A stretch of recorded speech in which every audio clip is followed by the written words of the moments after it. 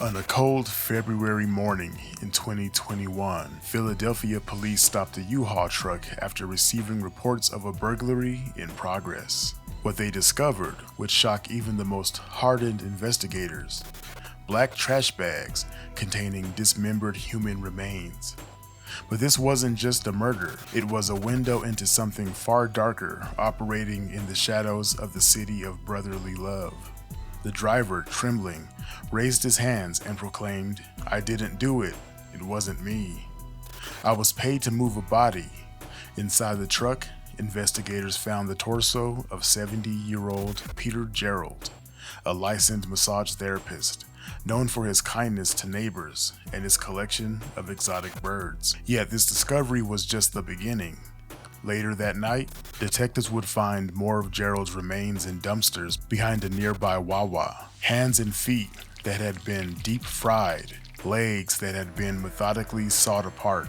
The perpetrator, Teray Herring, was a registered S offender who had been released on unsecured bail just months earlier. His accomplices included Jeanette Pace and Rafiq McNichols. Together, they tased Gerald, bound him with tape, and murdered him before dismembering his body with electric saws and hacksaws. The deep frying of hands and feet wasn't random violence.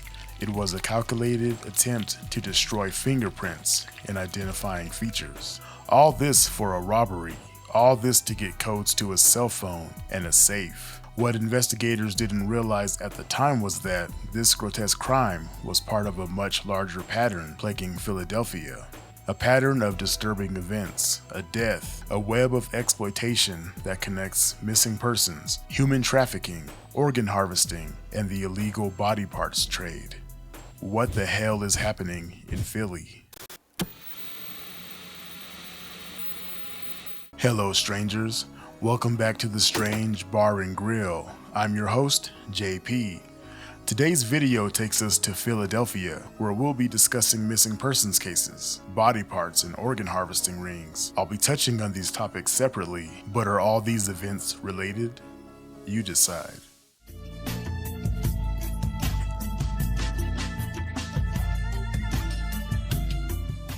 Let's start with the body parts trade discussion. From funeral homes to operating rooms, the illegal body parts trade represents perhaps the most disturbing aspect of human commodification in Philadelphia and beyond. 3 cases illuminate this dark industry: the 2003 discovery of a surgically eviscerated body, the 2017 discovery of a child's casket containing only organs and no body, and the massive funeral home scandal that shocked the nation. On a freezing March day in 2003, a metal scavenger made a horrifying discovery in an abandoned Philadelphia row house. A man approximately 30 to 40 years old lay face down. When police rolled over the body, they found a surgical incision running from throat to pelvis. The man's heart, liver, and other major organs had been removed, along with his rib cage and sternum. The cuts were precise, suggesting the work of someone with medical training. Christina Mason, a neighbor whose home overlooks the row house, told the New York Post, "When you live in the ghetto, anything that happens is just something else. You can go in and out, and no one can see you. To someone who wants to do bad things, this place is a palace." The case remains unsolved, but it exposed a chilling reality. Someone with surgical skills was harvesting organs in Philadelphia, using abandoned buildings as impromptu operating rooms. The victim was a homeless man named Willie Kent. And did I mention he had a rope tied around his neck? Another person who vanished without anyone to search for them. On July 4th of 2017, as Philadelphia's Independence Day celebrations wound down, a gruesome discovery on West Clearfield Street would transform a North Philadelphia neighborhood into the center of what initially appeared to be one of the city's most disturbing criminal mysteries. A small white coffin, sized for an infant, had been abandoned on the sidewalk directly across from Mount Vernon Cemetery. When police arrived just after 9 p.m. and opened the pristine white casket, they made a gruesome discovery. Inside was not a body, no head, no arms, no legs or torso, no skeleton, and no skin, just professionally embalmed organs from an infant in a medical bag. The case immediately took on dark overtones. The circumstances suggested several horrifying possibilities. The coffin appeared new, possibly stolen from a funeral home. The lid screws had been recently loosened, suggesting tampering. The organs were professionally embalmed, indicating medical or mortuary expertise. The precise placement across from a cemetery suggested deliberate intent. The medical examiner confirmed the organs were human and from an infant. Fearing they were dealing with grave robbers or something even more twisted, investigators launched an intensive search operation. They conducted extensive searches across the 50-acre, 152-year-old Mount Vernon cemetery, hunting for disturbed graves, both on foot and from the air. Canine units, trained in cadaver detection, were deployed. Every nearby cemetery was scrutinized for signs of tampering. The next day brought an unexpected twist that would transform this apparent horror story into a tale of shocking negligence. The owner of a South Jersey funeral home, having seen news coverage of the discovery, contacted police with an explanation that was both mundane and deeply disturbing. The organs belonged to a 3 to 4 month old baby who had been laid to rest on June 29th, just days before the discovery. The sequence of events as explained by the funeral home revealed a chain of human errors. Just before the funeral service, staffers noticed the coffin's latch had broken. They transferred the baby's body to a new coffin. In the rush, they inadvertently left the bag of organs behind in the broken casket. A funeral home employee placed the defective coffin in a black trash bag. The same staffer put it in a funeral vehicle. Instead of proper disposal, he dumped it on the sidewalk outside of Mount Vernon Cemetery. The employee claimed he didn't know the organs were still inside. Now that sounds dumb as hell. Is that common practice to dump caskets full of organs on the side of the street? Was he doing a drop and someone discovered the coffin with the organs before the receiver got to the casket? Or are they just that sloppy and lazy and disrespectful to the deceased like that? Who in the hell just decides to dump a casket on the street? Even if he thought there were no organs in it, why would he just dump a casket on the street where people are walking? It sounds ridiculous. From 2000 to 2005, former dentist Michael Mastro Marino ran what prosecutors called a ghoulish operation that would forever change how Americans view the funeral industry. His company, Biomedical Tissue Services, or BTS for short, harvested body parts from over 1,200 corpses across New York, New Jersey, and Pennsylvania, including Philadelphia. The scheme was breathtakingly bold. Mastro Marino paid funeral directors $1,000 per corpse. Bodies were carved up in secret operating rooms within funeral homes. Organs, bones, skin, and tissue were removed without family consent. Medical records were forged to make deceased tissue appear healthy. Missing bones were replaced with PVC pipes for open casket funerals. The harvested parts were sold to legitimate medical companies for millions. Among the victims was Alistair Cook, the host of PBS's Masterpiece Theater, who died of cancer at the age of 95. The operation was swift and efficient. Lee Crusetta, one of Mastro Marino's cutters, described the process. We wore surgical gowns and caps. It would take 45 minutes to take out the bones, then another 15 minutes for the skin. They worked so quickly that they sometimes ate lunch in the cutting rooms between corpses. Philadelphia played a significant role in the scandal. According to Philadelphia magazine, of the $3.8 million earned by BTS, $1 million came from Philadelphia corpses. Local funeral directors Louis Garzone, Gerald Garzone, and James McCafferty Jr. were all indicted in the scheme. What makes these cases particularly disturbing is the connection to legitimate medical companies. The stolen body parts weren't sold on some back alley black market. They entered the mainstream medical supply chain.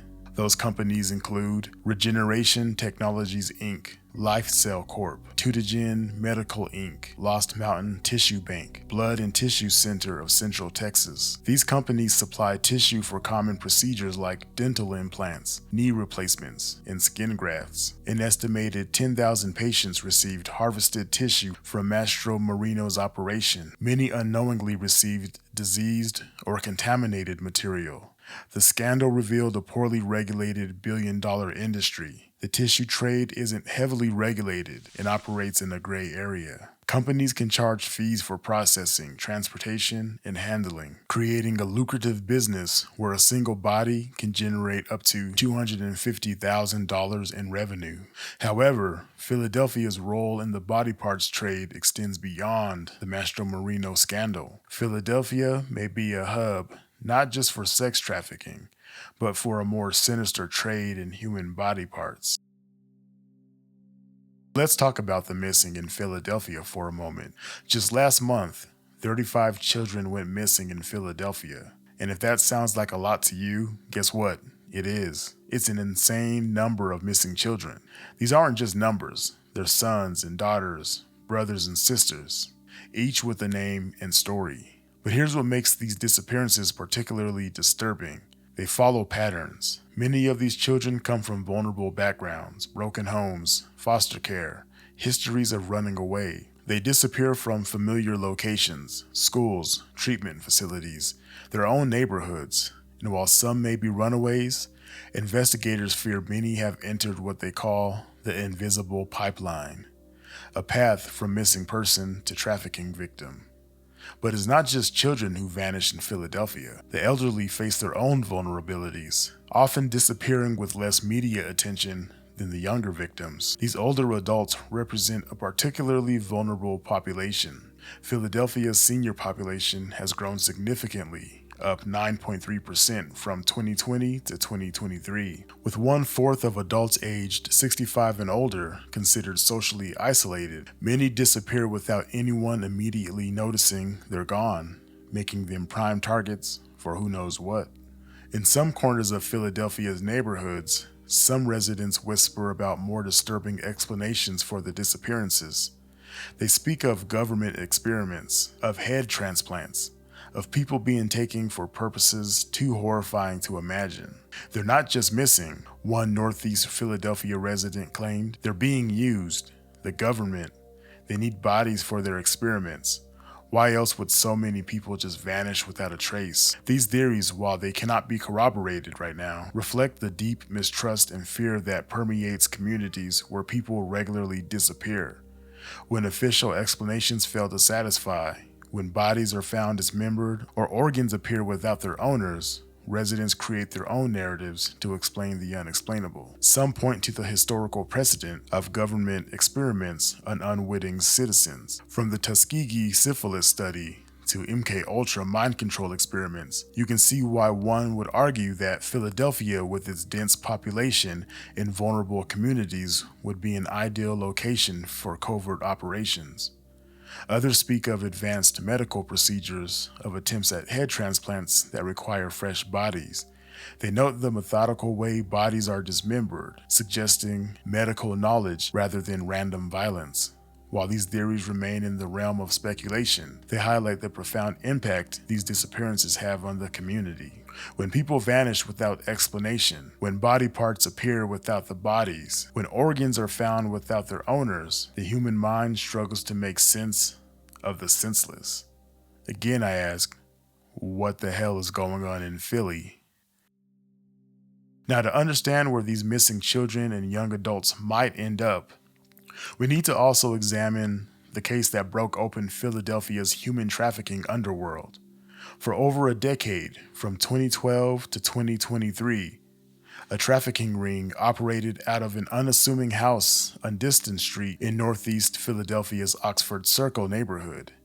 The mastermind was Terrence Jones, a 52-year-old man who built an empire on human misery. His method was as cruel as it was effective. Jones would scan online ads and social media for vulnerable young women, particularly those struggling with addiction or recently leaving sober homes. He would disguise his voice, calling himself Julia, and offer them escort work. One victim's story revealed during the investigation shows the horror of Jones's operation. She had left a sober home in South Philadelphia, desperate for money and struggling to stay clean. Julia promised her legitimate escort work with the driver for safety, but when the driver arrived, the nightmare began. She was given drugs, forced to perform acts with multiple buyers, and then raped by the driver himself. All the money she earned was taken from her. Jones didn't work alone. His daughter, Notoria Jones, managed the finances. Drivers like Thomas Riley, James Rudolph, and others transported victims and collected money. The operation involved at least 22 people, including 16 buyers who were eventually charged. This wasn't a small operation. It was a sophisticated criminal enterprise that exploited dozens of young women over more than a decade. And now the trafficking ring couldn't operate without venues, and that's where Philadelphia's hotels entered the picture. In a landmark case, 3 Northeast Philadelphia hotels, Motel 6, Days Inn, and North American Motor Inn, all located on Roosevelt Boulevard, were ordered to pay $17.5 million to trafficking victims. These weren't isolated incidents. The victims were minors trafficked at these hotels repeatedly between May 2015 and January 2017. Despite what the lawsuit called countless visits from Philadelphia police and obvious signs of criminal activity, the hotels did nothing. They didn't hire security. They didn't train staff to recognize trafficking signs. They allowed strangers to come and go without question. Why? The answer is disturbingly simple: profit. High occupancy rates mattered more than the safety of children being exploited within their walls, and they allowed it. The hotels became safe havens for traffickers, providing the infrastructure needed for systematic abuse. So now we're connecting the dots. Now we're beginning to see the full picture. The missing don't always end up in trafficking rings. Some may become victims of organ harvesting. The case of the man found deceased in a row house, who was methodically dismembered with surgical precision, wasn't a random act of violence. It was by someone who knew what they were doing, somebody with experience. The geographic concentration of these cases in Philadelphia is also no coincidence. It suggests established criminal networks, possible corruption, and a market for both sex trafficking and organ trade. The same vulnerable populations, missing children, people living alone, those struggling with addiction, are targeted by different types of predators. Philadelphia's history provides disturbing context for these modern crimes. In 1985, the city bombed the MOVE organization, killing 11 people, including 5 children.